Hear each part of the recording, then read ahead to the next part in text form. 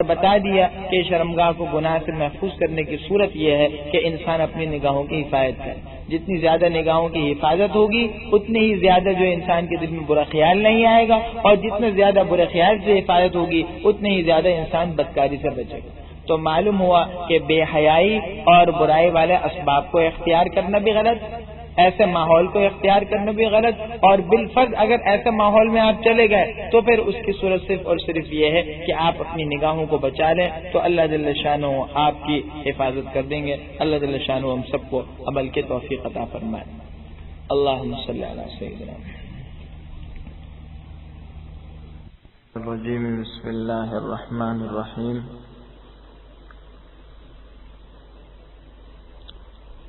قل للمؤمنین یغضوا من ابصارهم ویحفظوا فروجهم ذلك ازکى لهم ان اللہ خبیر بما یصنعون.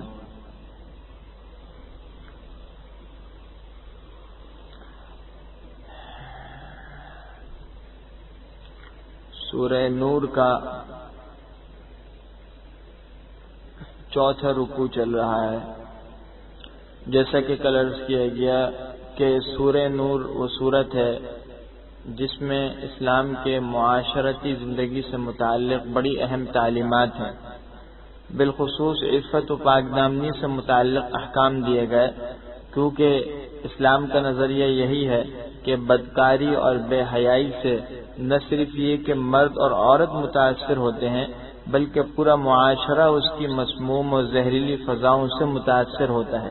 اس کی وجہ سے نسب میں فساد ہوتا ہے، بگاڑ پیدا ہوتا ہے، اور پھر معاشرے کے اندر بہت سے ایسی خرابیاں جنم لیتی ہیں جو بعد میں اس کے لیے تباہ کن ثابت ہوتی ہیں.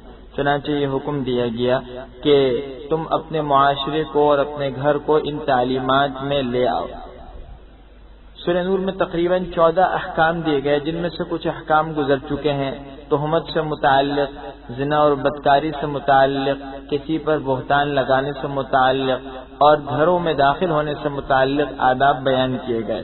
چنانچہ اللہ جل شانہ نے پچھلے آیات میں حکم دیا تھا کہ جب گھر میں جاؤ تو ایک تو یہ کہ اجازت لیا کرو، دوسری بات یہ ہے کہ سلام کیا کرو، اور ہاں اگر گھر تمہارا نہ ہو کسی اور کا ہو تب تو اجازت ضروری ہے. اپنے گھر میں بھی اجازت ہو، یہ کم سے کم اطلاع ضرور ہو سکتا ہے کوئی نامحرم عورت ہو، یا اپنے ہی محرم ایک ایسے ولیے میں یہ ایسی حیت میں ہو کہ نہ تمہیں پسند ہو کہ ایسی حیت میں اس کے پاس جاؤ اور نہ اس کو یہ بات نہ گوارا ہو.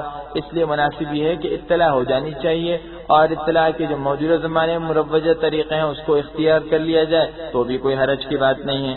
آگے ایک اہم دیا جا رہا ہے عفت و عصمت کی حفاظت سے متعلق. ارشاد فرماتے ہیں قل للمؤمنین، آپ ایمان والوں سے فرما دیجئے کہ وہ اپنی نگاہوں کو جھکا کر رکھیں اور اپنی شرمگاہوں کی حفاظت کریں، یہ ان کے لیے زیادہ پاکیزگی کی بات ہے. بے شک اللہ جل شانہ باخبر ہے ان کاموں سے جو وہ کر رہے ہیں. اسلام نے کہا کہ نگاہیں نیچی رکھو اور شرمگاہوں کی حفاظت کرو. دونوں کے اندر بڑا گہرا تعلق ہے. اگر کوئی انسان عفیف و پاک دامن رہنا چاہتا ہے، بد کرداری سے محفوظ رہنا چاہتا ہے، تو اس کو چاہیے کہ اپنی نگاہوں کی حرام سے اور ہر نامناسب منظر سے اور ہر ناجائز چیز پر نظر ڈالنے سے اور ہر نامحرم عورت کو دیکھنے سے بچا کر اور محفوظ کر کے رکھے. بات یہ ہے کہ نگاہ کی حفاظت نہ کرنے کا بدکاری سے بڑا گہرا تعلق ہے. جب انسان نگاہوں کی حفاظت نہیں کرتا، نامحرم پر نظر ڈالے گا، برے مناظر دیکھے گا، تو دل کے اندر برے خیالات پکیں گے اور برے جذبات ہوں گے، اور جب جذبات برانگیختہ ہوں گے تو پھر انسان ان دلی جذبات کی وجہ سے بہت سے ان کاموں کو کر لے گا جو انسان کی عزت کے اور غیرت کے خلاف ہیں. تو حکم دیے کہ نگاہیں جھکا لو. اسی لیے حدیث پاک میں آتا ہے کہ نگاہ شیطان کے تیروں میں سے ایک تیر ہے.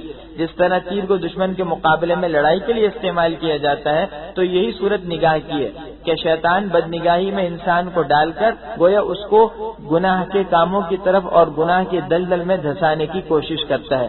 اسلام نے ہمیں اس لیے نگاہوں کی پاکیزگی کا حکم دیا. چنانچہ حدیث مبارکہ میں یہ مضمون بہت زیادہ وضاحت کے ساتھ بیان کیا گیا ہے، اور حدیث پاک میں آتا ہے کہ اگر کوئی کسی نامحرم پر پوری نگاہ ڈالنے سے اپنے آپ کو بچائے گا تو اللہ جل شانہ اس کے دل میں عبادت کی ایسی حلاوت پیدا کریں گے جس کا وہ خود ذائقہ محسوس کرے گا. تو معلوم ہوا گناہ والی چیز کو دیکھ دیکھ رہا ہے، یہ کسی عورت کو دیکھنا، یہ کسی مرد کا کسی نامحرم مرد کو دیکھنا، اس میں وہ مزہ نہیں ہے. یہ مزہ تو ایسا ہوتا ہے جیسا کوئی خارش ہوا کرتی ہے، تکلیف بڑھے گی.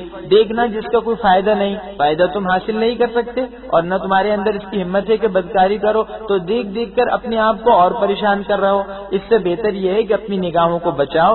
اس گناہ سے بچانے پر اور نگاہوں کو جو ہے جھکانے پر جو ایک تھوڑا سا اس میں مجاہدہ ہوتا ہے، مشقت ہوتی ہے، اس پر اللہ اجر الگ دیتے ہیں، اور اس کی وجہ سے جو ایک مزہ اور ایک حلاوت کی کیفیت ہوتی ہے وہ ایک فائدہ الگ ہے. تو معلوم نگاہ کے بچانے میں جو مزہ ہے وہ نگاہوں کو ادھر ادھر پھیرانے میں نہیں. وقل للمؤمنات، یہ عورتوں کو بھی حکم دیا گیا اور آپ فرما دیجئے مومن عورتوں سے کہ وہ اپنی نگاہوں کو نیچا رکھیں اور اپنی شرمگاہوں کی حفاظت کیا کریں. ولا یبدین زینتہن، اور اپنی زینت یعنی آرائش کے مقامات کو ظاہر نہ ہونے دیں مگر جو اس میں سے کھلا رہتا ہو.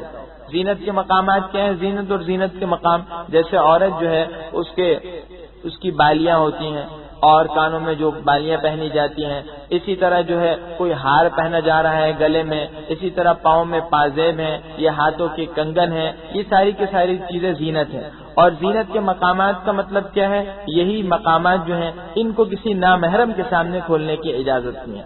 ہاں جو اس میں سے کھلا رہتا ہو. مفسرین نے کہا اس کا مطلب کیا ہے؟ چہرہ اور ہاتھ اور پاؤں بھی اس کے اندر داخل ہیں. تو دونوں ہاتھ کلائیوں تک، چہرہ اور دونوں پاؤں جو ہیں وہ کھلے رہ سکتے ہیں. لیکن ظاہر سی بات ہے اس کا مطلب یہ ہے کہ یہ چیزیں چونکہ ہر وقت چھپانے میں مشکل ہیں اس لیے اس کو ہر وقت چھپایا تو جا نہیں سکتا. تو فرمائے الا ما ظہر منہا. لیکن اس کا مطلب یہ نہیں ہے کہ نامحرم کے سامنے اس کو کھول کر آؤ، یا نامحرم چہرے کو دیکھ بھی سکتا ہے کیونکہ پہلے ہی سد باب کر دیا. کہا نگاہیں جھکاؤ، مرد کو بھی کہا عورت کو بھی کہا.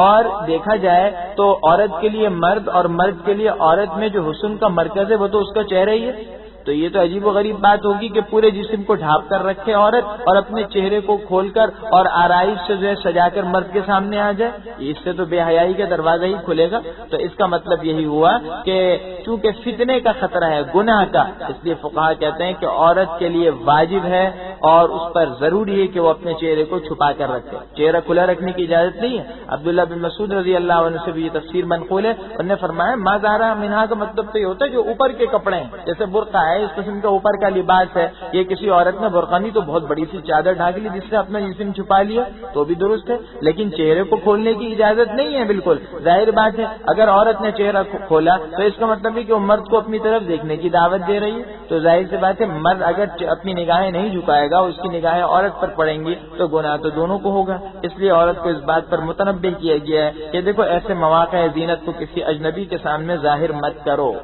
جو عورت کوئی ایسی زینت اختیار کر رہی ہے باہر نکلتے ہوئے جس سے مرد کو اپنی طرف مائل کر رہی ہے تو اس کو بھی گناہ اور جتنے مرد دیکھ رہے ہیں اس کا بھی گناہ. اسی لیے فقہا نے کہا کہ عورت کے لیے بلا ضرورت گھر سے باہر نکلنا ہی صحیح نہیں ہے. شرعی ضرورت ہے، دین سیکھنا ہے، دینی مسائل سیکھنے ہیں، دین کے احکام معلوم کرنے ہیں، قرآن کریم کی سمجھ حاصل کرنی ہے، یا یہ کہ کوئی جو ہے طبعی ضرورت ہے، بیمار ہے، علاج معالجے کے لیے تو عورت باہر جائے. لیکن اس میں بھی شرعی حدود اور قیود کا خیال کر کے جاتے کہ دین میں اتنی تنگی اور سختی بھی نہیں ہے کہ گھر میں عورت، دین یہ کہے کہ عورتوں کو گھر میں قید کر کے رکھو، نہیں ہے نہیں، لیکن اتنی وسعت بھی نہیں ہے. بھائی باہر نکلو حدود و قیود کے ساتھ. وہ حدود و قیود کیا ہے؟ شرعی پردے کا خیال کرو، خوشبو والی چیز کے استعمال سے بچو، کوئی بجتا ہوا زیور نہ پہنو جس سے مرد کو اپنی طرف مائل ہو، ایسا بھڑکیلا لباس مت پہنو، یہ ایسا خوشنما برقع مت پہنو کہ جس کی وجہ سے مرد تمہاری طرف مائل ہو رہا ہو. راستے میں چلو تو بالکل کنارے چلو. کسی مرد سے بات کرنی ہے ضرورت کے موقع پر بات کرو، لیکن بے تکلفی کے انداز میں بات مت کرو. بالکل بے تکلفانہ ماحول سے بات ہو رہا ہے، ہنسی مذاق بات ہو رہی ہے اور ہنسی مذاق ہو رہا ہے، اس کی کہاں اجازت ہو سکتی ہے؟ اسلامی نقطہ نگاہ سے مناسب نہیں. بعض صورت عورت جتنا مردوں سے علیحدہ رہے یہ اس کے حق میں بہتر ہے. حضرات صحابیات رضی اللہ عنہ کا بھی طرز یہ تھا، کہتے ہیں کہ وہ راستے کے اتنے کنارے پر چلتی کہ بسا اوقات ان کے کپڑے جو ہیں وہ اٹکنے لگتے کسی کانٹے سے، جھاڑی دار درخت سے. اتنے کنارے مردوں سے ہو کر ہوا کرتی تھی. معلوم ہو عورتوں کو بلا ضرورت نہیں نکلنا چاہیے، اور ظاہر سی بات ہے بلا ضرورت جو ہے مردوں سے بات کرنے کی بالکل اجازت نہیں. اسی طرح یہ بقدر ضرورت جو ہے عورتیں نکلیں اور مواقع زینت کو مردوں کے سامنے بالکل ظاہر نہ کریں. وَلْيَضْرِبْنَ بِخُمُرِهِنَّ عَلَى جُيُوبِهِنَّ، اور اپنی اوڑھنیوں کو اپنے سینوں پر اوڑھے رہا کرے. اوڑھنی کیا ہے؟ دوپٹے. مطلب یہ ہے کہ عورت ویسے لباس پہنتی ہے لیکن بسا اوقات تو یہ ہوتا ہے کہ بعض عورتیں جو ہوتی ہیں وہ کھلے جو ہے وہ دامن والا جو ہے لباس پہنتی ہیں، ایسا کھلے سینے والا جس کے اندر جو ہے کھلا گلا جو ہے وہ کھل جاتا ہے اور اتنا زیادہ کھلا ہوتا ہے وہ گریبان کا چاٹ کہ وہ جو ہے سینے تک کا حصہ نمایاں ہونے لگتا ہے۔ زمانہ جاہلیت میں بہت زیادہ ہوا کرتا تھا، اسلام نے اس پر متنبہ کیا۔ تو ایک تو ایک ایسا لباس نہ پہنا جائے بلکہ اس کا گلا تنگ ہونا چاہیے۔ دوسری بات یہ ہے کہ ویسے بھی اگر وہ لباس پہنا ہوا بھی ہے، سینہ ڈھکا ہوا بھی ہے، تو چونکہ سینے کا مقام ایسا ہوتا ہے کہ جس کو زیادہ چھپانا چاہیے تو اوپر ایک آدھ اور کپڑا ڈھانک لے تاکہ وہ مقام نمایاں نہ ہو۔ حضرت عائشہ رضی اللہ عنہ فرماتی ہیں انصار کی عورتوں پر اللہ رحم کرے کہ جب یہ آیتیں نازل ہوئیں تو ان نے اپنے سر کے دوپٹوں کو پھاڑ کر جو ہے اس کو جو ہے اپنے گریبانوں پر ڈال دیا، ڈھانک دیا۔ تو اسی کے اندر انقیاد ہی کے اندر جو ہے بہتری ہے۔ بعض صورت عورت کو چاہیے کوئی ایسا طرز یا کوئی ایسی جو ہے روش اختیار نہ کرے یہ حیات جس سے کسی اجنبی کو اس کی طرف مائل ہونے کا موقع ملے۔ اسلام نے یہ ساری حدود و قیود اسی لیے رکھی ہیں کہ تاکہ بد کرداری اور بے حیائی کا ماحول ختم ہو جائے۔ کہا جاتا ہے کہ جی برقع جو ہے یہ تو عورت کے لیے بہت تنگی ہے، اس میں عورت کے لیے بڑی مشکلات ہیں۔ ارے یہ تو عورت کے لیے نعمت ہے، یہ تو اس کا محافظ ہے۔ فرض کیجئے ایک معاشرہ ہے جس کے اندر خراب ماحول ہو چکا ہے، اس میں بد کردار بد فطرت لوگ بھی ہیں۔ راستے میں دو عورتیں جا رہی ہیں، ایک عورت نے برقع پہنا ہوا ہے، دوسرا عورت کھلے ڈلے لباس کے اندر اور کھلی جلی حیات کے اندر جا رہی ہے، اور اس نے خوشبو اور ایسی چیزیں بھی استعمال کر رکھی ہیں جو مردوں کو مائل کریں۔ اب جب وہ بد فطرت مرد جو ہے برے ارادے سے بڑھے گا تو کس کی طرف پہلے پڑے گا؟ اسی عورت کی طرف جس نے وہ شرعی حجاب کا اہتمام نہیں کیا، جس نے بناؤ سنگھار کر کے رکھا ہوا۔ اس کی وجہ ہے کہ اس عورت نے خود ہی ایسی حرکت کی جس کی وجہ سے اس برائی میں ملوث۔ اسی لیے معاشرے میں جتنے جرائم ہیں اگر اس کی تحقیق کی جائے تو 2/3 اس سے زائد جرائم ایسے نکلیں گے جس میں ان عورتوں کا ہاتھ ہے۔ ان عورتوں کے شرعی حدود و قیود کا خیال نہ کرنے کی بنا پر جو ہے یہ جرائم وجود میں آ رہا ہے۔ کہتے ہیں یہ عورتیں بیچاری بڑی مظلوم ہے، یہ ان پر بہت ظلم ہو رہا ہے۔ بے شک یہ مت ظلم کرتے ہیں، لیکن اس ظلم کا ذریعہ بھی تو تم ہو۔ تم خود ایسی حیات اختیار کرتی ہو اور خود جو ہے ایسے اسباب اختیار کرتی ہو جس کی وجہ سے مردوں کو اپنی طرف دعوت دے رہی ہو۔ ورنہ حقیقت یہ ہے کہ اسلام نے تمہیں وہ آداب بتائے اور وہ تعلیمات بتائیں کہ تم اگر ان کا خیال کرو تو پھر جو ہے کسی کا تمہارے بارے میں کوئی خیال بھی پیدا نہ ہو۔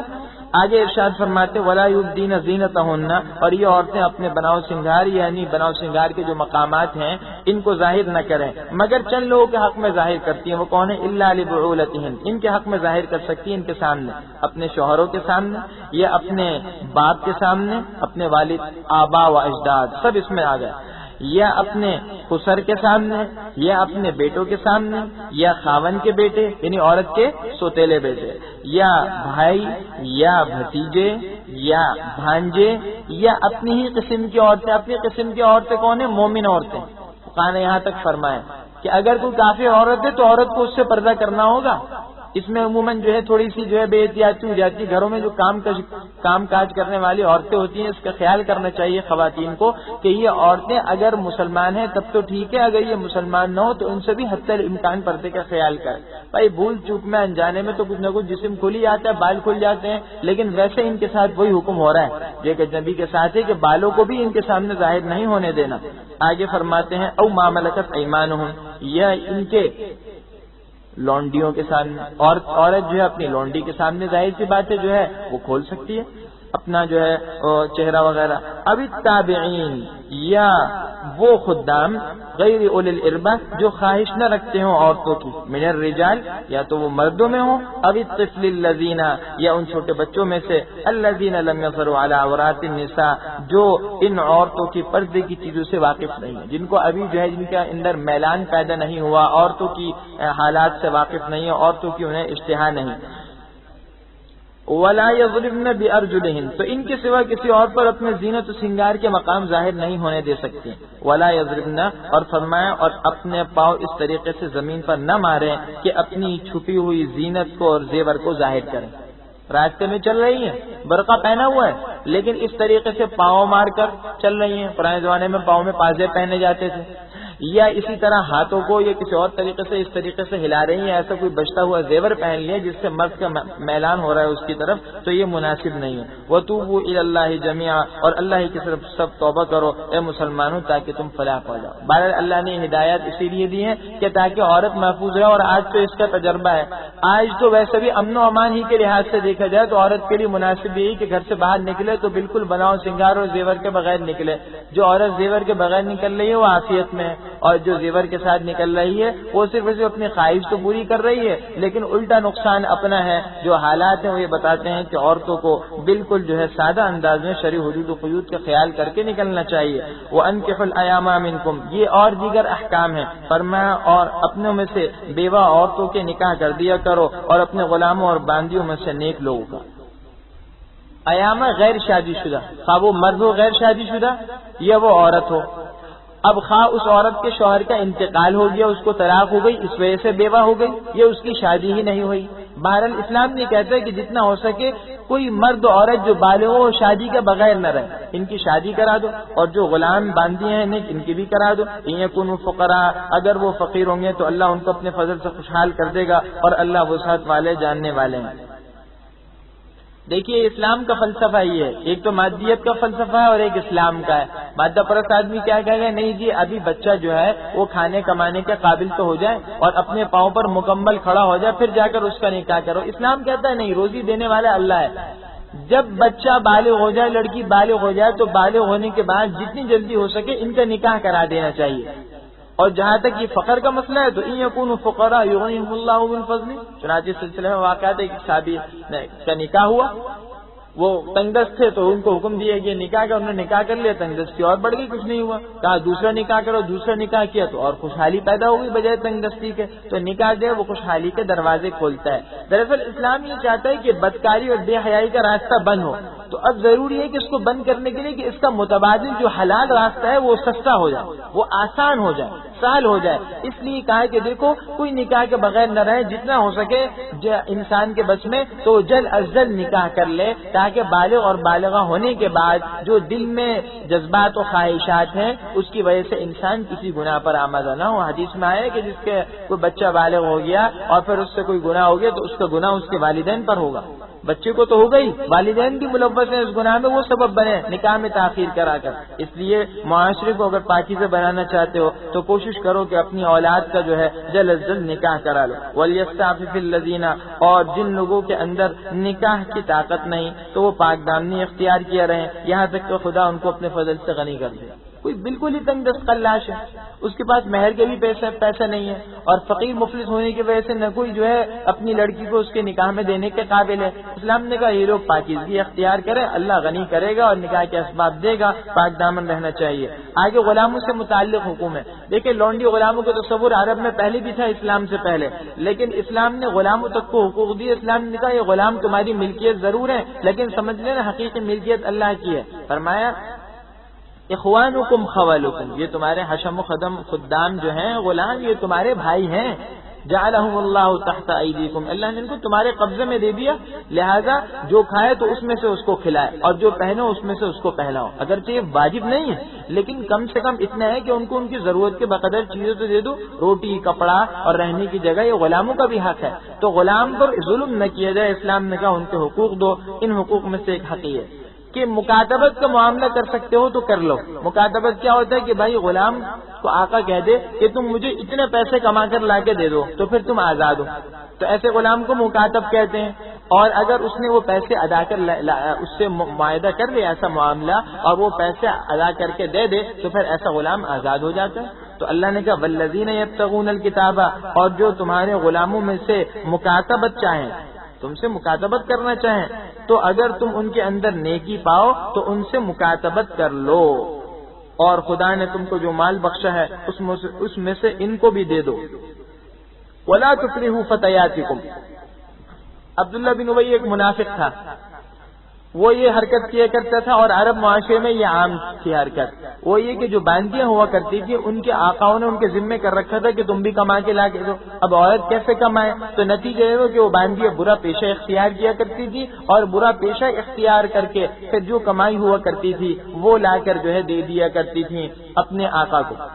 تو عبداللہ بن ابی نے جب بعض مسلمان باندیوں کو اس پر مجبور کیا تو وہ حضور صلی اللہ علیہ وسلم کے پاس ہیں، اللہ نے آیت نازل کی کہ کتنی بے غیرتی کی بات ہے کہ باندی خود نہیں چاہ رہی بدکاری کرنا، پھر بھی اس کو ملوث کر رہے ہو۔ اگر باندی چاہے تو بھی اس کو روکنا ضروری ہے، اس کو روکا جائے گا، لیکن یہ کتنی بے حیائی کی بات ہے کہ وہ عورت تو چاہ بھی نہیں رہی، پھر بھی تم زبردستی ان کو برائی پر آمادہ کر کے اور ان کی برائی کے پیشے کو ہار۔ فقہاء نے کہا ہر وہ کمائی جو کسی بھی حرام طریقے سے حاصل ہو وہ کمائی بھی حرام ہے۔ بھائی اس تناظر میں دیکھ لیا جائے کہ آج کے دور میں غلاموں آزاد لوگوں کو غلام بنا کر اور بچوں کو اور بچیوں کو غلام اور جو ہے مفلس بنا کر جو ہے جو بیچنے کا ایک برا دھندا چل رہا ہے، اللہ ہماری حفاظت فرمائے، یہ اللہ کے غضب کو دعوت دینے کے مترادف ہے۔ ان کو ایک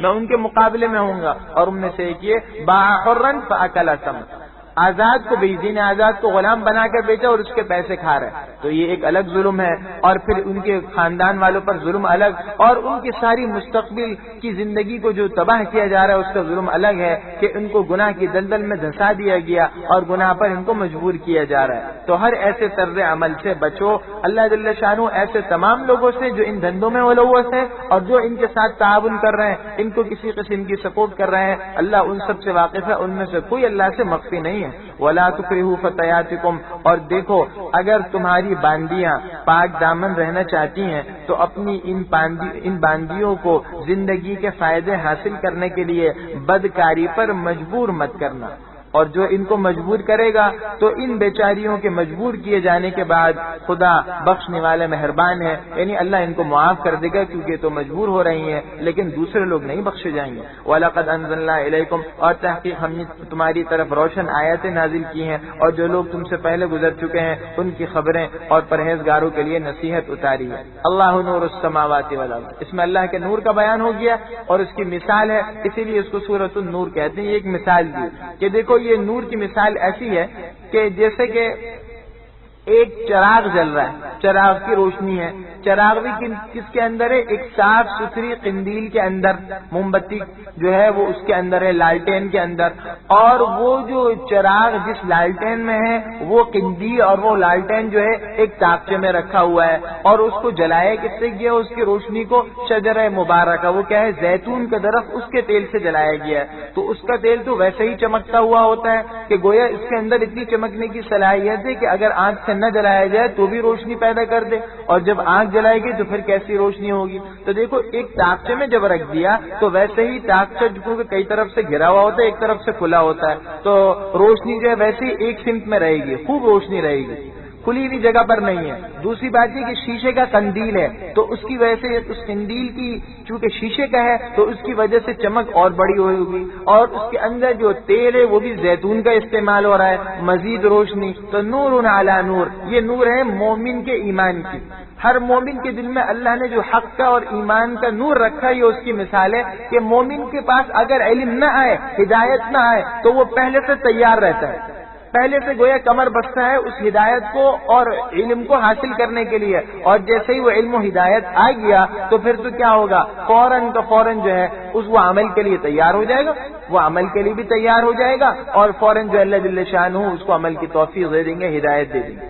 اس کی وجہ یہ ہے کہ ہر انسان فطرت پر پیدا ہوتا ہے، ہر انسان حق پر ہے، ہاں حالات و ماحول کی وجہ سے وہ خراب ہو جائے اور بات ہے، اس لیے ہر مومن میں خیر کا جذبہ ضرور ہے۔ اسی لیے کہا گیا کہ کسی گناہگار کو حقیر مت سمجھنا، گناہ پر تو انکار کرو، گناہ پر اعتراض کرو، سختی سے منع بھی کر سکتے ہو گناہ کو حالات کی وجہ سے، لیکن اس کی وجہ سے کسی گناہ کی گار کی تذلیل اس کو حقیر سمجھنا یہ نہیں، کیونکہ جب تک مومن ہے اس کے دل میں ایمان کی قندیل ضرور جل رہی ہے، وہ روشنی جل رہی ہے، بس ذرا سی تیلی جلائی، اس کو تیلی دکھائی ذرا سی، وہ کیا ہے؟ ہدایت کی، علم کی، تبلیغ کی اور تلقین کی، فوراً وہ ایمان کا نور جو ہے وہ فوراً پھوٹنے لگے گا اور اس کے ہر عمل سے وہ بات واضح ہو جائے گی۔ تو یہ تو مثال ہے اس نور ایمانی کی، مؤمنین کی۔ فرماتے اللہ نور السماوات والارض، اللہ آسمان اور زمین کا نور ہے، یعنی اس کو روشنی بخشنے والا ہے۔ تمام آسمان اور زمین اور جتنے سیارات اور جتنے عالم ہیں، ان میں جتنی روشنی ہمیں نظر آتی ہے یہ سب کا سب اللہ کی روشنی کا ایک پرتاؤ ہے،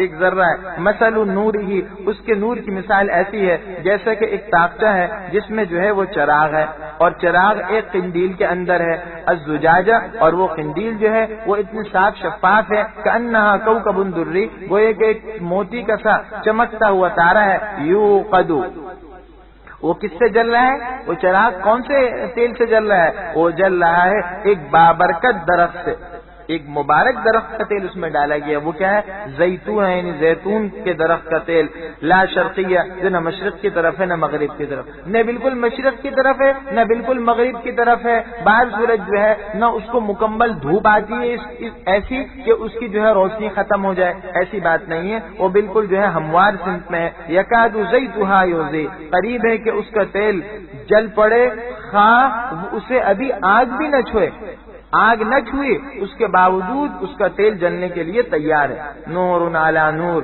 روشنی پر روشنی ہے، یعنی پہلے ہی اس تیل کے اندر جلنے کی اور روشنی پیدا کرنے کی صلاحیت، اب جب دوبارہ جو ہے وہ جلا دیا گیا تو روشنی مزید بڑھ گئی، یہد اللہ لنورہ، اللہ جل شانہ اپنے نور سے جس کو چاہتا ہے سیدھی راہ دکھاتا ہے، اور اللہ طرح طرح کی مثالیں لوگوں کے سامنے بیان فرماتا ہے، اور اللہ جل شانہ ہر چیز سے واقف ہے، فی بیوت، ان گھروں میں، اذن اللہ ان ترفع، اللہ نے حکم دیا کہ ان کو بلند رکھا جائے، وَيُذْكَرَ فِيهَا اسْمُهُ، اور اس میں اس کا نام لیا جائے۔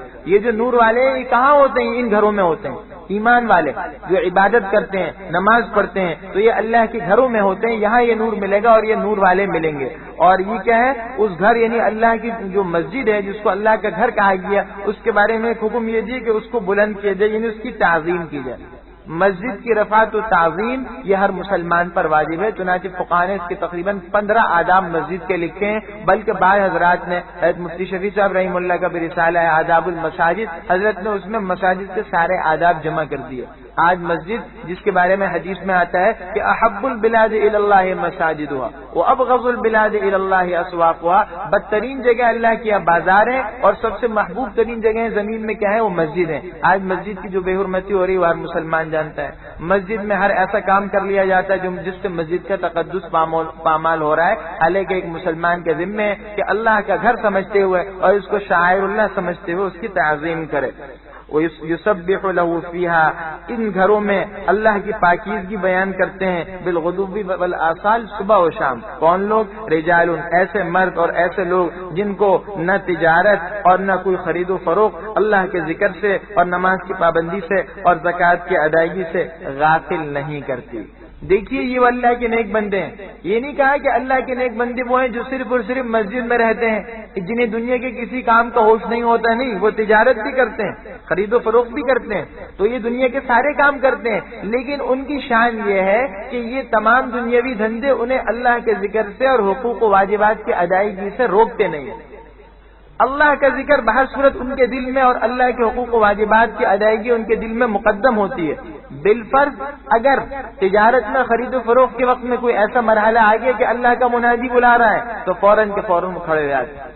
آج اس میں اس کی تشریح آتی ہے، صحابہ کرام کی شان یہ تھی کہ اگر وہ بالفرض ہتھوڑا اٹھا دیا کرتے مارنے کے لیے، مختلف کام کر رہے تو کوئی لوہاری کا کام کر رہے، ہتھوڑا اٹھایا، ہتھوڑا سر سے اوپر اٹھا دیا مارنے کے لیے کہ اذان کی آواز آ گئی تو ہتھوڑا مارا نہیں، فوراً اس ہتھوڑے کو رکھ دیا اور وہ اذان کے لیے مسجد کی طرف چل پڑا۔ اور آج بھی تجربہ ہے کہ جو لوگ اس نسخے کو اختیار کرتے ہیں بالخصوص کہ بھائی نماز کے وقت میں اور اللہ کے منادی کے پکارنے کے وقت میں ہم اس کے بعد اپنے کاروبار کو بند کر دیں گے، اپنی دکان کو بند کر دیں گے، تو اللہ کچھ دنوں تھوڑا سا تو آزماتا ہے، اس کے بعد پھر ان کے کاروبار میں برکت دے دیتا ہے۔ گاہک کو کہہ دیا جائے بھائی ابھی نماز کا وقت ہے، میں خود کسی جگہ ڈیوٹی پر جا رہا ہوں تو اس وقت میں تمہاری کوئی جو ہے ضرورت پوری نہیں کر سکتا، ہاں تھوڑی دیر بعد آ جاؤ، تو کچھ دن گاہک ٹوٹیں گے، پھر ایسے جمیں گے کہ ان گاہکوں کو نمٹانا مشکل ہو جائے گا۔ یخافون یوما، اور وہ ایسے دن سے ڈرتے ہیں کہ جس دن خوف کی وجہ سے دل الٹ پڑیں گے اور آنکھیں اوپر کو چڑھ جائیں گی۔ لیجزیہم اللہ، تاکہ اللہ ان کو ان کے اچھے اعمال کا بدلہ دے اور اپنی فضل سے اور زیادہ عطا فرمائے، اور اللہ جس کو چاہتے ہیں بے حساب رزق دیتے ہیں۔ ایمان والوں کی مثال گزر چکی ہے نور کی، کافروں کی دو مثالیں یہاں بیان فرمائی۔ پہلی آیت میں مثال جو ہے وہ کافروں کے اعمال کی ہے. کافروں کے اعمال کی مثال ایسی جیسے کہ ایک آدمی چٹیل میدان میں ریتیلے میدان میں جا رہا ہے اور اسے دور سے سراب نظر آتا ہے. سراب کیا ہے؟ ریت چمکتی ہوئی دور سے نظر آ رہی ہے. مسافر سمجھتا ہے کہ شاید وہ کیا ہے؟ پانی ہے. اب وہ بھاگا چلا جا رہا ہے، ویسی پیاس ہے، بھاگ کر آیا، محنت کر کے آیا، حتیٰ کہ جب قریب میں پہنچے تو آ کر دیکھا ارے میں جس کو دور سے پانی سمجھتا ہوا آ رہا تھا یہ تو مٹی ہے. ساری کی ساری محنت ضائع ہو گئی، تکلیف بڑھ گئی. یہی حال کافروں کا ہوگا. ان نے دنیا میں جو اعمال کیے سب کے سب ختم. چاہے تم چاند پر چلے جاؤ، دنیا کو مسخر کر لو، جتنی محنت کر لو، اللہ کے ان کی ذرہ برابر بھی وقت نہیں ہے جب تک کہ ایمان نہ ہو. سارے اعمال ختم ہو جائیں گے. والذین کفروا، اور جن لوگوں نے کفر کیا ان کے اعمال کی مثال ایسی ہے جیسا کہ میدان میں جو ریت ہو.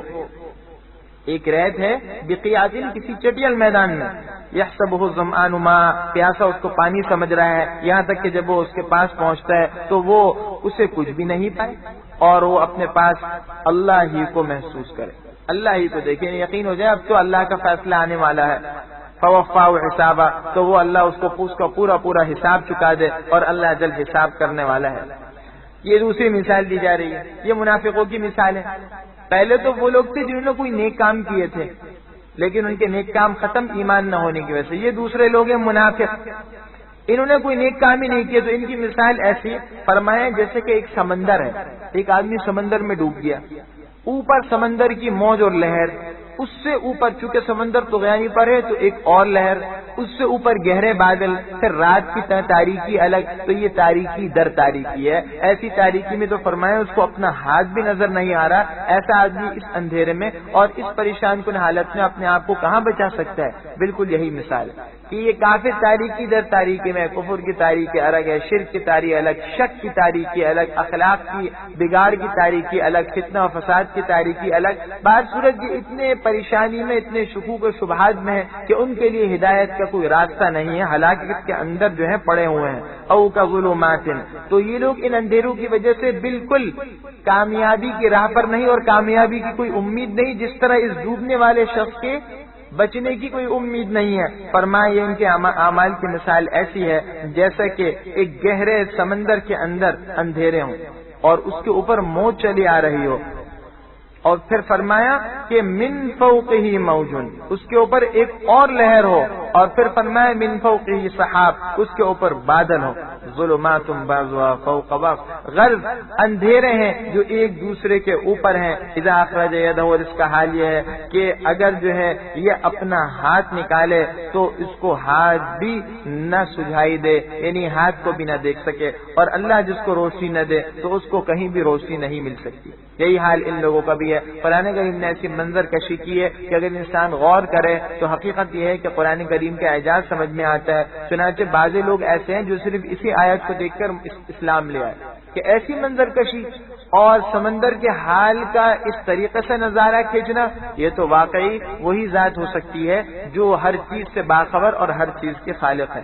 علم ترى، انسان کو سبق دیا جا رہا ہے کچھ تو عبرت حاصل کر لے، تیرے علاوہ تو ہی نہیں بلکہ اللہ کی کتنی مخلوقات ہیں، یہ ساری کے ساری اللہ کی پاکیزگی بیان کرتی ہیں. علم ترى، کیا آپ نہیں دیکھتے کہ اللہ ہی کے لیے پاکی بیان کرتی ہیں وہ تمام مخلوقات جو آسمانوں میں یعنی فرشتے اور زمین کی مخلوقات، والطیر اور پرندے پر پھیلائے ہوئے.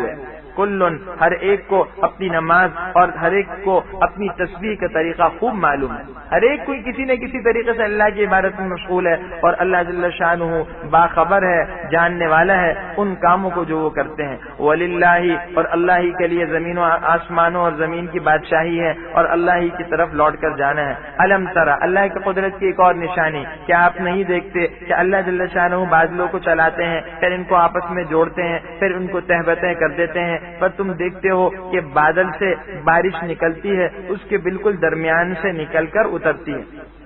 وَيُنَزِّلُ مِنَ السَّمَاءِ، اور آسمان میں جو اولوں کے پہاڑ ہیں ان میں سے اللہ جل شانہ اولے اتارتا ہے تو جس پر چاہتا ہے اس کو برسا دیتا ہے اور جس سے چاہتا ہے اس کو ہٹا دیتا ہے. اور بادل کے اندر جو بجلی ہے قریب ہے کہ اس کی چمک آنکھوں کو خیرہ کر کے بینائی کو اچک لے، بینائی کو لے جائے. اللہ جل شانہ کی قدرت کی نشانی ہے. بھائی یہ بادل کیا ہے؟ سمندر سے بخارات ہو رہے ہیں، اللہ کی قدرت ہے. نمکین پانی ہے، اب اس کو فلٹر کرنا ہے. نمک کو کس طرح الگ کیا جائے، پانی الگ کس طرح کیا جائے کہ وہ میٹھا بن جائے اور نمک الگ ہو جائے، پینے کے قابل ہو جائے. تو ایک نظام ہے. سمندر سے بخارات اوپر کی طرف اڑے اور وہ بادل بن گئے. پھر بادل کئی ٹکڑوں میں ہے، جمع بھی ہو گئے، تہبتے ہو گئے. پھر ان کو الگ الگ تشکیلات میں جو ہے لگا دیا گیا تاکہ جہاں پر برسنا ہے وہاں برسیں، اور اس کے بعد بادل برستے ہیں. بادلوں سے بجلی بھی گرتی ہے جو ایسی چمکدار ہوتی ہے کہ انسان کی بینائی بھی جا سکتی ہے. اور بادلوں میں آسمان سے اوپر سے اولے بھی برستے ہیں. فرمایا من جبال، یہ آسمان میں پہاڑ کیسے آ گئے؟ آج کی سائنس کہہ رہی ہے کہ خلا میں فضا میں زمین کی طرح پہاڑ ہیں، لیکن وہ پہاڑ کس کے ہیں؟ برف کے ہیں. تو قرآن نے 1450 سال پہلے بتا دیا کہ بھئی وہاں پر بھی پہاڑ ہیں. جن چیزوں تک آج تم پہنچے ہو صدیوں کی تحقیق کے بعد قرآن نے پہلے ہی بتا دیا کہ وہ برف کے پہاڑ ہیں، برف کے تودے ہیں، اور ان سے اللہ جل شانہ اولے بندوں کے اوپر گراتے رہتے ہیں. یقلب اللہ اللیل والنہار، اللہ رات اور دن کو بدلتا رہتا ہے. بے شک اس میں بصیرت والوں کے لیے یعنی سمجھ بوجھ والوں کے لیے بہت زبردست عبرت ہے. آگے مختلف چوپاؤں کا ذکر ہے. واللہ خلق کل دابۃ مما، اور اللہ ہی نے ہر چلنے پھرنے والے جاندار کو پانی سے پیدا کیا ہے. گزر چکا ہے کہ ہر انسان نہیں بلکہ ہر جاندار کی حیات پانی پر موقوف ہے. اسی لیے اس دنیا کے علاوہ کوئی اور سیارہ ایسا نہیں جہاں زندگی گزاری جائے. اس کی وجہ وہی ہے کہ وہاں پانی میسر نہیں ہے. فمنہم، کچھ چوپائے تو ایسے ہیں جو پیٹ کے بل چلتے ہیں، نہیں رینگتے ہوئے چلتے ہیں. ومنہم، اور کچھ ایسے ہیں جو کہ 2 پاؤں سے چلتے ہیں، اور کچھ ایسے ہیں جو 4 پاؤں پر چلتے ہیں. یخلق اللہ ما یشاء، اللہ جل شانہ جو چاہتا ہے پیدا کرتا ہے. بے شک اللہ ہر چیز پر قادر ہے. لقد انزلنا، تحقیق ہم نے روشن آیتیں نازل کر دی ہیں، اور اللہ جس کو چاہتا ہے سیدھے راستے کی طرف ہدایت کرتا ہے. آگے منافقین کے احوال بیان کیے جا رہے ہیں. وَيَقُولُونَ، اور یہ لوگ کہتے ہیں آمنا باللہ وبالرسول، کہ ہم خدا اور رسول پر ایمان لے آئے اور اس کو کہنے مان لیا. پھر اس کے بعد ان میں سے ایک جماعت پھر جاتی ہے اور یہ لوگ ایمان لانے والے ہیں ہی نہیں. منافقین کا اور مؤمنین کا ایک تقابلی جائزہ آگے ہے. وہ کیا جائزہ ہے کہ ایک تو منافق کا حال ہے، جب وہ فیصلے کے لیے آتا ہے تو پہلے سے سوچ لیتا ہے کہ میرا حق نکل رہا ہے نہیں نکل رہا، میرا فائدہ ہے یا نہیں. اگر فائدہ ہے تب تو فیصلے کے لیے اللہ کے نبی کے پاس جائے گا، اور اگر فائدہ نہیں ہے تو پھر فیصلے کے لیے نہیں جائے گا. تو منافق مفاد پرست ہے. اس کے برخلاف مؤمنین کا حال آگے بیان کیا. جب ان کو کہا جائے کہ اللہ و رسول کی طرف فیصلہ کرانے آؤ تو فوراً آ جاتے ہیں اور فوراً اس کے لیے تیار ہو جاتے ہیں. مفادات کو نہیں دیکھتے، وہ چاہتے ہیں کہ اللہ اور اس کے رسول کے فیصلے کے مطابق عمل ہو. فرمایا وَإِذَا دُعُوا إِلَى اللَّهِ وَرَسُولِهِ، اور جب ان کو خدا اور اس کے رسول کی طرف بلایا جاتا ہے تاکہ وہ خدا کے رسول ان کے درمیان فیصلہ کریں، تو اچانک ان میں سے ایک جماعت منہ پھیر لیتی ہے. وَإِن يَكُن لَهُمُ الْحَقُّ، اور اگر ان کا کوئی حق بنتا ہو، حق ان کا نکلتا ہو، يَأْتُوا إِلَيْهِ مُذْعِنِينَ، تو پھر کیا ہوتا ہے یہ جو ہے اس کی طرف جھکے آتے ہیں اور مطیع اور فرما بردار ہو کر چلے آتے ہیں. أَفِي قُلُوبِهِم مَرَضٌ، کیا ان کے دلوں میں کوئی بیماری ہے یا انہیں شک ہے یا یہ اس بات سے ڈرتے ہیں کہ اللہ اور اس کا رسول ان پر ظلم کرے گا؟ بلکہ بات یہ ہے کہ در حقیقت یہی لوگ ظالم ہیں. اللہ و رسول ظلم نہیں کرتا، یہ خود اپنے اوپر ظلم کر رہے ہیں.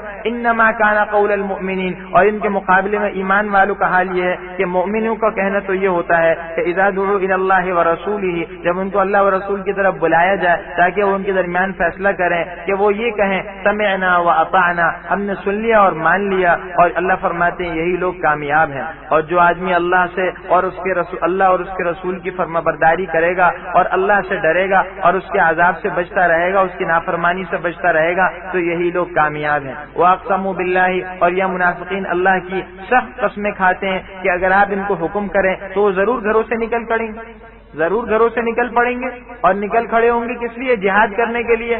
قُل لَا تُقْسِمُوا، آپ فرما دیے تم قسمیں مت کھاؤ. طاعۃ معروفہ، پسندیدہ فرما برداری چاہیے. بجائے بلند و بالا قسمیں کھانے کے جوشیلے جذبات اور جوشیلے جذبات کا اظہار کرنا، یہ جوشیلے نعرے لگانے کے، بھائی وقت پر کام کر کے دکھاؤ. پہلے سے دعوے مت کرو، بس جو وقت ہے نکلنے کا اس وقت میں نکل کے دکھاؤ تو پتہ چلے گا کہ یہ طاعت معروفہ، کہ واقعی تم جو ہے نیکوکار ہو. ان اللہ، بے شک اللہ باخبر ہے تمہارے اعمال سے. قل آپ فرما دیجئے فرما برداری کرو اللہ کی اور فرما برداری کرو رسول کی. فإن تولوا اگر تم منہ موڑو گے فإنما علیہ تو رسول کے ذمے تو اس چیز کا ادا کرنا ہے جو ان کے ذمے رکھا گیا. وعلیکم ما حملتم اور تم پر اس چیز کا ادا کرنا ہے جو تمہارے ذمے ہے. اور اگر تم ان کی فرما برداری کرو گے تو تم سیدھا راستہ پالو گے. اور رسول کے ذمے تو صرف اور صرف کھلم کھلا احکام پہنچا دینا. دیکھو اصل یہ ہے کہ ہر انسان اپنی ذمہ داری سنبھالے. رسول کے ذمے احکام پہنچانا اور تمہارے ذمے احکام پر عمل کرنا ہے. اگر تم ایمان نہیں لاتے تو ہر ایک سے قیامت میں اس کی ذمہ داری کے متعلق سوال ہوگا. رسول تو اپنی ذمہ داری ادا کر چکے ہیں تو رسول بری ہیں. اللہ کے نبی کو تسلی دے دی گئی. وعد اللہ الذین آمنوا منکم اللہ نے وعدہ کیا ان لوگوں سے جو تم میں سے ایمان لائے اور نیک کام کرتے رہے کہ اللہ جل شانہ ان کو زمین میں جانشینی عطا کریں گے جیسے کہ ان سے پہلے لوگوں کو خلافت یعنی حکومت عطا کی. پتہ چل گیا کہ خلافت کا اور حکومت کا اہل کون ہے؟ وہ لوگ اور وہ جماعت ہیں جو کہ ایمان والے اور نیکوکار ہیں. اور ایمان والوں اور نیکوکار لوگوں سے وعدہ ہے کہ اللہ انہیں دنیا سے آخرت سے پہلے دنیا کے اندر بھی عزت دیں گے اور حکومت دیں گے. جیسے بار بار گزرا کہ اسلام میں جمہوریت کا کوئی سسٹم نہیں, جمہوریت کی کوئی حیثیت نہیں. یہ مردم شماری کہ 199 بیوقوف ایک طرف اور دوسری طرف جو ہے مثال کے طور پر 200 بیوقوف ایک طرف ہیں اور دوسری طرف 199 بلکہ جو ہے سمجھدار ایک طرف ہیں. تو صرف ایک کے عدد کی وجہ سے وہ بیوقوف جیت گئے. ارے بھائی سمجھ دیکھو, یہ دیکھو معیار کس کے پاس ہے, کوالٹی کس کے پاس ہے, بات کس کی زیادہ وزنی اور صحیح ہے. تو جس کی فکر صحیح ہو, جس کا نظریہ صحیح ہو, جس کی بات اور طریقہ صحیح ہو اس پر عمل کرو. یہ تو نہیں کہ تم نے سروں کو گن لیا, سر گننے سے کچھ نہیں ہوتا. تو بہرحال جب وہ نظام نہیں تو کون سا نظام ہے؟ یہ وہ نظام ہے جس کا قرآن نے یہاں بیان کیا, خلافت کا نظام. اور خلافت کب ملے گی؟ ایمان اور اعمال صالحہ پر. اہل حل و عقد جو ہیں, سمجھدار لوگ جو ہیں, وہ مشورے کے ذریعے سے ایک شورائی نظام بنایا جائے, مشورے سے ایک آدمی کا انتخاب کریں تو پھر وہ خلیفہ ہے, اس کے احکام جو ہیں وہ لاگو ہوں گے. تو ایمان والے اور نیک اعمال والے لوگوں کے لیے اللہ نے یہ وعدہ کیا کہ ان کو دنیا میں جو ہے حکومت کا منصب دیں گے. اور اسلام کا یہ وعدہ سچا ہے اور پورا ہوا. چنانچہ اللہ جل شانہ نے جو وعدہ کیا ہے یہ جانشینی بھی دیں گے اور اس کے علاوہ اخیر تک زمین کو ان کے لیے مسخر کر دیں گے. ایسا ہی ہوا. حضرت عمر رضی اللہ عنہ کے زمانے تھی میں قیصر و کسرا کی سلطنتیں بالکل ہی ختم ہو گئی اور ان کے علاقے مسلمانوں کے قبضے میں آ گئے. اور حضرت عثمان رضی اللہ عنہ کے زمانے میں تو دور دور تک جو ہے عراق اور شام کے جو علاقے ہیں اور اس کے علاوہ ایک طرف چین کا علاقہ ہے اور دوسری طرف جو ہے وہ دوسرے علاقے ہیں, یہ سارے کے سارے مسلمانوں کے قبضے میں آ گئے. تو اسلام کا جو وعدہ ہے وہ پورا ہوا. آج بھی مسلمان اگر یہ طرز اختیار کریں تو مسلمانوں کو حکومت ملے گی. فرمایا وَلَيُمَكِّنَنَّ لَهُمْ اور ان کے دین کو جسے اللہ نے ان کے لیے پسند کیا ہے ان کے لیے کیا کر دے گا؟ مستحکم اور پائیدار کر دے گا. وَلَيُبَدِّلَنَّهُمْ اور ان کے خوف کے بعد ان کو امن بخش دے گا, خوف کو امن سے بدل دے گا. آج جو ہے ملک میں امن و امان پیدا کرنے کی مختلف صورتوں پر غور ہوتا ہے, اس کے لیے مختلف قسم کے لائحہ عمل اختیار کیے جاتے ہیں اور اس بات کی کوشش کی جاتی ہے کہ فتنہ اور فساد اور دوسرے مسائل ہیں وہ حل ہو جائیں. اسلام نے اس کا حل یہ بتایا, صرف ایمان اور اعمال صالحہ کی بنیاد پر خلافت کا نظام بھی آ جائے گا اور خوف خود بخود امن سے بدل جائے گا. اور تاریخ اس پر شاہد ہے کہ حضرات خلفائے راشدین کے زمانے میں اور حضرت عمر ابن عبدالعزیز رحمہ اللہ کے زمانے میں جو مثالی امن تھا وہ امن جو ہے بعد میں دیکھنے میں نہیں آیا. اس کی وجہ وہی ہے کہ اللہ کا نظام جب دنیا میں آیا تو دوسرے تمام نظام ختم ہو گئے اور پھر ہوا یہ کہ دنیا میں امن و امان قائم ہو گیا. یعبدوننی ان کی صفت کیا ہوگی؟ وہ یہ ہوگی کہ وہ میری ہی عبادت کریں گے, میرے ساتھ کسی اور کو شریک نہ بنائیں گے, اور جو اس کے بعد کفر کرے تو یہی لوگ بد کردار ہیں. وَأَقِیمُوا الصَّلَاةَ اور نماز کی پابندی کرو اور زکوٰۃ ادا کرو اور رسول کی فرما برداری کرو تاکہ تم پر رحم کیا جائے. لَا تَحْسَبَنَّ الَّذِينَ كَفَرُوا لعلکم ترحمون, تم پر رحم کیا جائے, یعنی اللہ کی رحمت تم پر نازل ہو ان اعمال کی بنا پر. لا تحسبن الذین کفروا یہ مت سمجھنا کہ یہ کافر لوگ تم پر غالب آ جائیں گے اور زمین میں ہمیں عاجز کر دیں گے, اور ان کا ٹھکانہ تو دوزخ ہے اور وہ بدترین ٹھکانہ ہے. آگے مزید احکام ہیں. ایک حکم تو یہ ہے کہ جو نابالغ بچے ہیں اور اسی طرح جو خدام جن کا آنا جانا ہوتا ہے ان کو ان 3 اوقات میں خصوصیت سے اجازت لینی چاہیے. فجر کا جو وقت ہوا کرتا ہے فجر کی نماز سے پہلے کا، اور ظہر کا، اور نماز عشاء کی بعد کا، ان 3 اوقات میں، کیونکہ اس میں عموماً آدمی لیٹتا ہے، تو جب لیٹے گا تو جو زائد کپڑے ہوں گے اس کو اتارے گا. تو ایسا نہ ہو کہ یہ لوگ بغیر اجازت کے آ جائیں تو اس وقت میں سطر کھلا ہو، یہ اس قسم کی کوئی بے پردگی ہو جائے. اس لیے حکم دیا گیا کہ ان 3 اوقات میں یہ بھی اجازت لے کر آئیں. ہاں اس کے علاوہ باقی اوقات میں ان کے لیے ضروری نہیں کہ اجازت لے کر آئے. اور اگر بچے بالغ ہو جائیں تو پھر کہا ان کو عام مردوں کی طرح اجازت لے کر ہی آنا ہوگا. یا ایھا الذین آمنوا، اے ایمان والو، لیستأذنکم الذین ملکت ایمانکم، تمہارے غلام اور باندیاں تم سے اجازت لیں، والذین، اور وہ لوگ بھی اور وہ بچے بھی جو تم میں سے ابھی بلوغت کو نہیں پہنچے. 3 مرتبہ تم سے اجازت لے لیا کریں. یہ 3 مختلف اوقات میں، ایک وقت میں 3 مرتبہ نہیں بلکہ 3 مختلف اوقات میں. وہ کیا ہے؟ من قبل صلاۃ الفجر، ایک تو صبح کی نماز سے پہلے، اور دوسرے گرمی میں دوپہر کے وقت، اور تیسرے جبکہ تم کیا کرتے ہو؟ اپنے کپڑے اتار دیتے، نہیں زائد کپڑے اتار دیا کرتے ہو. ومن بعد صلاۃ العشاء، اور تیسرے عشاء کی نماز کے بعد. ثلاث عورات لکم، یہ 3 وقت تمہارے پردے کے ہیں، لیکن ان کے آگے پیچھے نہ تم پر کوئی گناہ ہے اور نہ ان پر کوئی گناہ ہے. کیوں؟ بغیر اجازت کے وہ آ سکتے ہیں. طوافون علیکم بعضکم علی بعض، کے کام کاج کے لیے ایک دوسرے کے پاس تم آتے جاتے رہتے ہو. کذالک، اسی طرح اللہ جل شانہ تمہارے سامنے آیات کو کھول کر بیان فرماتا ہے، اور اللہ جاننے والا اور حکمت والا ہے. وَإِذَا بَلَغَ الْأَطْفَالُ مِنْكُمُ الْحُلُمَ، اور جب تمہارے لڑکے بالغ ہو جائیں تو ان کو بھی اسی طرح اجازت لینی چاہیے جس طرح ان سے پہلے یعنی بڑے لوگ جو ہے اجازت حاصل کرتے رہے ہیں. اسی طرح اللہ جل شانہ تمہارے سامنے اپنی آیات کھول کر بیان فرماتے ہیں، اور اللہ جاننے والے اور حکمت والے ہیں. آگے ایک اور حکم ہے کہ ایسی عورتیں جو نکاح کی امیدوار نہیں رہیں، یعنی ان کی عمر بڑی ہو گئی اور ان کو نکاح کی خواہش نہیں رہی، نکاح کی امید نہیں رہی، تو اگر بہت زیادہ بڑی عمر کی عورتیں ہیں تو ان کو بھی اجازت ہے کہ گھر کے اندر جو ہے اپنے جو زائد کپڑے ہیں وہ اتار سکتی ہیں، کوئی حرج کی بات نہیں ہے. والقواعد من النساء اللاتی، اور وہ بڑی عمر کی عورتیں جن کو نکاح کی توقع نہیں رہی اور وہ کپڑے اتار اگر لیا کریں، مراد کیا ہے؟ زائد کپڑے. مثال کے طور پر سر سے دوپٹہ اتار کے رکھا ہوا ہے یا اور کوئی زائد کپڑا ہے اس کو اتار کے رکھا ہوا ہے تو کوئی حرج کی بات نہیں ہے. تو فلیس علیہن جناح، تو ان پر کچھ گناہ نہیں، بشرطے کہ اپنی جو زینت کی چیزیں ہیں وہ ظاہر نہ کریں. اور اگر اس سے بھی بچے رہیں تو یہ ان کے حق میں بہتر ہے. بہتر یہ کہ جتنا ہو سکے سر کو ڈھانک کر رکھیں، یہ اس طریقے سے رہیں کہ کسی کا ذرا سا میلان بھی نہ ہو، اور اللہ سننے جاننے والے ہیں. آگے مزید معاشرتی آداب ہیں. چونکہ انسان کی طبیعت ہے اور معاشرے میں ہوتا ہی ہے کہ لوگ آپس میں مل جل کر رہتے ہیں، تو بتائیں اگر اکٹھے مل جل کر رہتے ہو یا کسی سے بے تکلفی کے تعلق ہے تو ایسے تمہارے رشتے دار یا دوست ہیں تو تم ان کے گھروں میں کھانا کھا سکتے ہو اور اجازت کی ضرورت بھی نہیں ہے. کیونکہ ہر ایسا آدمی جس کے بارے میں معلوم ہو کہ وہ میرے کھانے پر خوش ہوگا یا اس کو ناگواری نہیں ہوگی، تو پھر ایسی صورت کے اندر ان لوگوں سے جو ہے کھانے پینے کا معاملہ کرنا، یہ ان کے گھروں میں کھانے میں کوئی حرج کی بات نہیں ہے. لیس علی الاعمى حرج، نہ تو اندھے پر کچھ گناہ ہے اور نہ لنگڑے پر اور نہ بیمار پر اور نہ خود تم پر.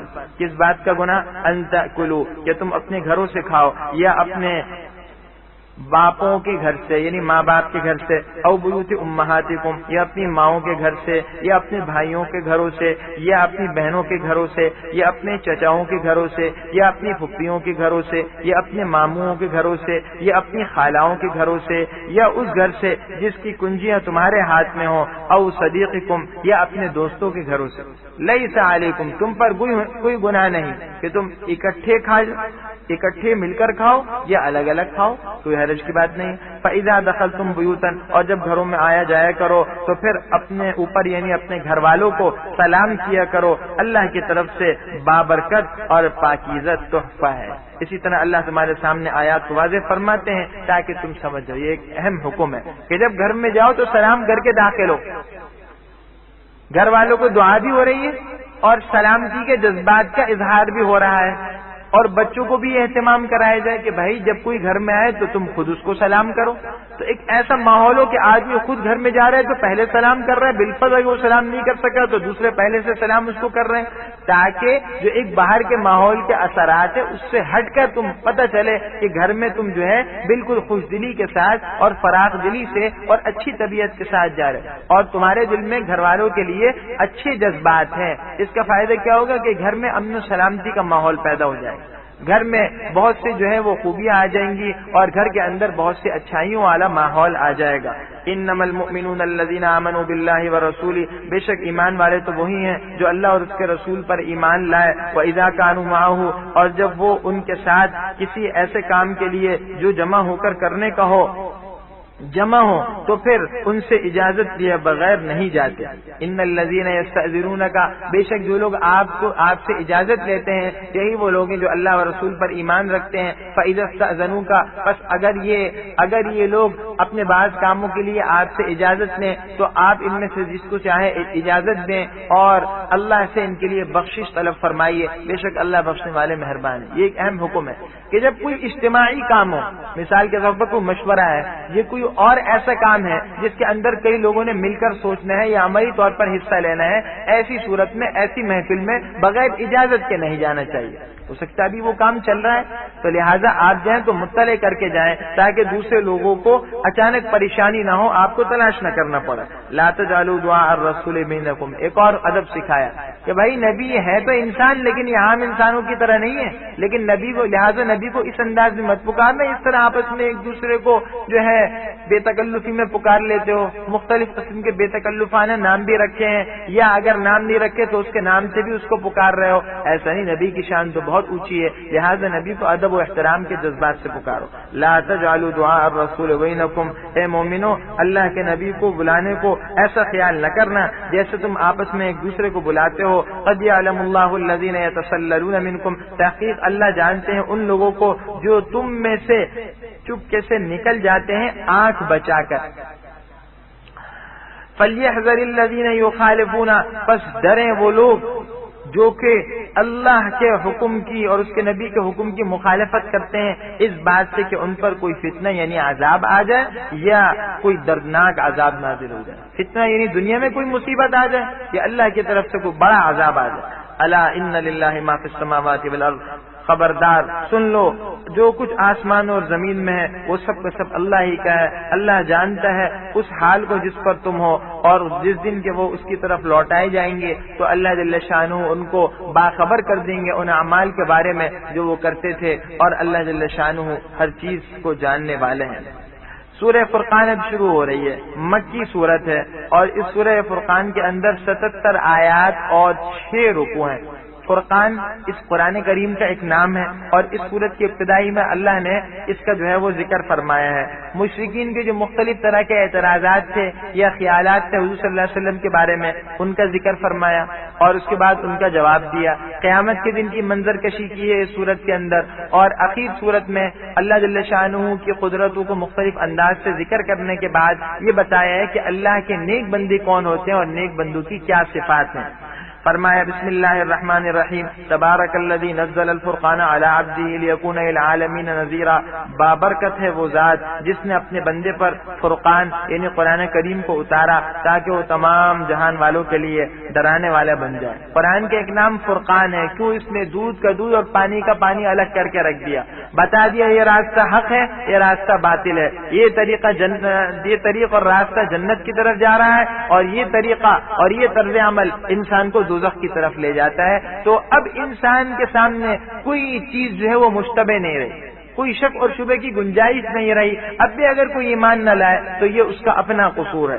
الذی، وہ ذات کہ آسمانوں اور زمین کی بادشاہت اسی کی ہے اور اس نے کسی کو بیٹا نہیں بنایا اور سلطنت میں بادشاہی میں اس کا کوئی شریک نہیں اور اس نے ہر چیز کو پیدا کیا پھر اس کا ایک اندازہ بھی کیا، ہر چیز کو ایک اندازے اور تناسب سے بنایا. واتخذوا من دونه، اور یہ مشرکین اس کو چھوڑ کر ایسے معبود بناتے ہیں لا یخلقون شیئا، جو کچھ بھی پیدا نہیں کر سکتے بلکہ وہ خود پیدا ہوئے ہیں وہ معبود، اور وہ جو معبود ہیں وہ اپنے لیے نفع اور نقصان کا کوئی اختیار نہیں رکھتے اور نہ مرنا ان کے اختیار میں ہے اور نہ جینا اور نہ مر کر اٹھ کھڑے ہونا. یہ تو کسی چیز کا اختیار نہیں رکھتے، تو جو اتنا بے ضرر ہے اور اتنا لاچار و عاجز ہے اس کو کیسے معبود بنا سکتے ہیں؟ کافروں کے آگے مختلف مکالمات و نظریات بیان کیا جا رہا ہے۔ کوئی کہتا ہے کہ جی یہ قرآن جو ہے نا یہ اپنی طرف سے نبی خود گھڑ کر لائے، اور کچھ لوگوں نے ان کے ساتھ تعاون کیا، اہل کتاب کے لوگوں نے، ان کی اپنی لکھی ہوئی کتاب ہے۔ کوئی یہ کہتا تھا کہ یہ تو پرانے لوگوں کی قصہ کہانیاں ہیں جو نبی کو کہیں سے مل گئے معاذ اللہ، اور یہ افسانوی اور رومانوی ناول جو ہیں وہ نبی نے اپنے ہاتھ سے تیار کر دیے۔ کوئی یہ کہتے تھے کہ یہ مسحور ہیں، سحر زدہ ہیں، اور کوئی ان کو ساحر کہتا معاذ اللہ، جادوگر ہیں، کوئی شاعر کہتا تھا، کوئی کاہن کہتا تھا، کوئی مجنون کہتا، اور کوئی یہ کہتا جی اچھا نبی بھی ہیں تو پھر یہ تو انسان ہے، یہ تو ہماری طرح چلتے پھرتے ہیں۔ یہ کیا بھائی؟ اللہ نے بتایا فرشتے ہی آئیں گے، انسان نہیں آئیں گے۔ اگر دنیا میں فرشتے ہوتے تب کیا ہوتا؟ فرشتے آتے۔ تو اللہ نے بتایا کہ ابھی انسان آئے گا، فرشتہ نہیں آئے گا۔ اس کی وجہ وہ یہ کہ یہاں کوئی فرشتہ ہے نہیں دنیا کے اندر، اور اگر فرشتہ آ بھی جائے تو تم اس پر کیسے ایمان لاؤ گے؟ وہ انسانی شکل میں آئے گا، اگر آئے گا تو تمہیں پھر شبہ پڑ جائے گا۔ فرمایا وقالو، اور یہ لوگ کہتے ہیں اساطیر الاولین، یہ پہلے لوگوں کی کہانیاں ہیں جن کو اس نے لکھ رکھا ہے، یہ صبح اور شام اس کو پڑھ کر سنائی جاتی ہیں۔ قل، اچھا جی، اس سے پہلے کی ایک آیت ہے وقال الذین کفروا، اور کافر کہتے ہیں کہ یہ قرآن جو ہے یہ ایک من گھڑت باتیں ہیں جو اس نے اپنی طرف سے گھڑ لی ہیں، اور دوسرے لوگوں نے ان کے ساتھ اس سلسلے میں تعاون بھی کیا ہے۔ اللہ فرماتے ہیں فقد جاءوا ظلما وزورا، یہ لوگ ایسا کہہ کر بہت زیادہ ظلم اور جھوٹ پر اتر آئے ہیں، بہت ظلم کی بات کہی انہوں نے۔ وقالو، اور یہ لوگ کہتے ہیں کہ یہ پچھلے لوگوں کی کہانیاں ہیں جس کے انہوں نے خود لکھ لیا ہے، فہی تملا علیہ، تو یہ صبح اور شام ان کو پڑھ کر سنائی جاتی ہیں۔ قل، آپ فرما دیے یہ سب باتیں غلط ہیں۔ انزلہ الذی، اس کو اتارا اس ذات نے جو آسمانوں اور زمین کے اندر کی بھید کو باتوں کو جانتا ہے، اور بے شک وہ بخشنے والا مہربان ہے۔ وقالو، اور یہ کفار کہتے ہیں اس رسول کو کیا ہوا کہ یہ کھانا بھی کھاتا ہے اور بازاروں میں چلتا پھرتا بھی ہے، لولا انزل الیہ ملک، ان کی طرف فرشتہ کیوں نہیں اتارا گیا کہ یہ ان کے ساتھ جو ہے ڈرانے کے لیے ہوتا، او یلقا الیہ کنز، یا انہیں کوئی خزانہ آسمان کی طرف اتار کر دیا جاتا، یا ان کا کوئی باغ ہوتا جس میں سے وہ کھاتے۔ اور ظالم لوگ یہ کہنے لگے کہ تم تو ایک جادو زدہ شخص کی پیروی کرنا چاہتے ہو۔ انظر، آپ فرما دیجئے دیکھیے تو صحیح، انظر آپ دیکھیے کہ یہ تو آپ کے بارے میں کس کس طرح کی باتیں کرتے ہیں، تو یہ لوگ گمراہ ہو گئے اور ہدایت کا راستہ نہیں پا سکتے۔ طرح طرح کی مختلف باتیں کرتے ہیں۔ بنیادی بات یہ تھی کہ نبی وہ بنے جس کو دنیا میں کوئی اعزاز ہو۔ ارے بھائی، جس کے پاس ریل پیل ہو، مال و دولت کی، جس کا کوئی اپنا اسٹیٹس ہو، اور جس کا جو ہے کوئی اچھا جو ہے دنیا میں کاروبار ہو، وجہ، تو ایسا آدمی نبی بنے؟ ایک فقیر آدمی نبی بن گیا؟ تو یہ ان کی بے وقوفانہ باتیں ہیں۔ تبارک الذی انشاء، بابرکت ہے وہ ذات جو اگر چاہے تو آپ کے لیے اس سے بہتر چیزیں بنا دے۔ وہ کیا ہے؟ جنات، ایسے باغات جن کے نیچے نہریں بہ رہی ہوں گی، اور آپ کے لیے محل بنا دے۔ بلکہ در حقیقت بات یہ ہے کہ انہوں نے قیامت کو جھٹلایا، اور جو لوگ قیامت کو جھٹلاتے ہیں ہم نے ان کے لیے دوزخ تیار کر رکھی ہے۔ اذا رأتهم من مکان بعید، دنیا میں تو مذاق اڑاتے تھے، لیکن اس وقت کیا حال ہوگا کہ جب یہ آگ ان کو دور سے دیکھے گی تو یہ اس کے جوش اور چیخنے چلانے کی آواز کو سنیں گے۔ دوزخ جو ہے وہ دھاڑ مارے گی ان کو دیکھ کر، اور غصے کی وجہ سے آگے بڑھے گی اور ان کو کھانا چاہے گی، تو اس وقت کیا حال ہوگا؟ وَإِذَا أُلْقُوا مِنْهَا، اور جب ان کو اس دوزخ میں کسی تنگ جگہ پر مقرنین، بیڑیوں میں جگڑ کر، بیڑیوں کے اندر جگڑ کر ڈالا جائے گا، تو وہاں پر وہ ہلاکت کو پکاریں گے۔ لا تدعوا اليوم ثبورا واحدا، اللہ فرماتے ہیں کہ آج تم موت کو، ہلاکت کو مت پکارو، بلکہ بہت زیادہ موتیں پکارو۔ آج تم ایک موت مت پکارو بلکہ بہت زیادہ ہلاکتیں پکارو، یعنی آج تو تمہارے لیے ہلاکت ہی ہلاکت ہے، اور کتنی زیادہ تم جو ہے موت مانگو گے، کتنی مرتبہ مانگو گے، تمہیں جو ہے وہ موت نہیں ملے گی۔ وَلَذَلِكَ خَيْرٌ، آپ فرما دیجیے کہ کیا یہ بدلہ بہتر ہے یا وہ ہمیشگی کے باغات جس کا متقیوں سے وعدہ کیا گیا، یہ ان کا بدلہ ہے اور ان کا ٹھکانہ ہے۔ لَهُمْ فِيهَا، ان لوگوں کے لیے اس میں ہوں گی جو وہ چاہیں گے، ہمیشہ ہمیشہ اس کے اندر رہیں گے۔ یہ وعدہ ہے جو آپ کے رب کے ذمہ ہے، اور مسئولہ، اس کے بارے میں پوچھا جائے گا۔ یعنی یہ وعدہ اس لائق ہے کہ اللہ سے مانگا جائے، مسئولہ، یہ وعدہ اس لائق ہے کہ انسان اللہ سے یہ چیز مانگے اور اللہ انسان کو ضرور دیں گے۔ وَيَوْمَ يَحْشُرُهُمْ، اور جس دن اللہ ان کو اور ان کے ان تمام معبودوں کو جمع کریں گے جن کو یہ اللہ کو چھوڑ کر پکارا کرتے تھے، جن کو یہ اللہ کو چھوڑ کر جن کی یہ پوجا کیا کرتے تھے، فَيَقُولُ، تو اللہ فرمائیں گے کیا تم نے میرے بندوں کو گمراہ کیا؟ یہ خود گمراہ ہوگا، یہ جو ان کے معبودان باطل ہیں خود قیامت کے دن ان کے ذریعے سے معاملہ صاف کرا دیا جائے گا۔ اللہ ان معبودان باطلوں کو جمع کر کے کہیں گے کہ تم نے ان لوگوں کو گمراہ کیا یا خود گمراہ ہوا ہے؟ قالو، وہ معبودان باطل صاف کہیں گے سبحانک، آپ کی ذات پاک ہے، ہمارے یہ بات شایع کہاں تھی کہ ہم آپ کو چھوڑ کر دوسروں کو رفیق بناتے، دوسروں کو دوست بناتے، ولیکن، اور حقیقت یہ ہے، لیکن بات یہ ہے کہ آپ نے ان کو اور ان کے آبا و اجداد کو طرح طرح کی نعمتیں دی، یہاں تک کہ وہ آپ کی یاد کو بھول گئے اور یہ لوگ ہلاک ہونے والے لوگ۔ تو ہمارا کوئی قصور نہیں، ہم نے ان کو مجبور نہیں کیا، یہ تو خود ہی نعمتوں کے اندر جو ہے اترانے لگے اور بھول گئے آپ کو۔ فقط کذبوکم بما تقولون، اللہ فرماتے ہیں انہوں نے تم کو تمہاری بات میں جھٹلا دیا۔ اے کافرو، تمہارے یہ معبود جن کے بارے میں تمہیں خیال تھا وہ بچا لیں گے، وہ خود اپنے دامن جھاڑ کے چل پڑے اور تمہیں اللہ جل شانہ کہتے ہیں تمہیں جھٹلا دیا اور تمہیں عذاب میں ڈلوا دیا۔ فما تستطيعون، پس اب تم نہ عذاب پھیر سکتے ہو نہ کسی سے مدد لے سکتے ہو، اور جو تم میں سے ظلم کرے گا ہم اس کو بڑے عذاب کا مزہ چکھائیں گے۔ وما ارسلنا قبلک من المرسلین، ان کا یہ کہنا جی نبی تو کھاتے پیتے ہیں، عام انسان ہے، تو اللہ کہتے ہیں اور ہم نے آپ سے پہلے جتنے پیغمبر بھیجے ہیں وہ سب کے سب کھانا کھاتے تھے اور بازاروں میں چلتے پھرتے تھے، اور ہم نے تمہیں ایک دوسرے کے لیے آزمائش بنایا ہے۔ نبی جو آئے ہیں ان کے لیے آزمائش ہے، آزمائش ہے کہ وہ ان پر ایمان لاتے یا نہیں لاتے۔ اتصبرون، کیا تم صبر کرو گے؟ اور آپ کا پروردگار تو دیکھنے والا ہے۔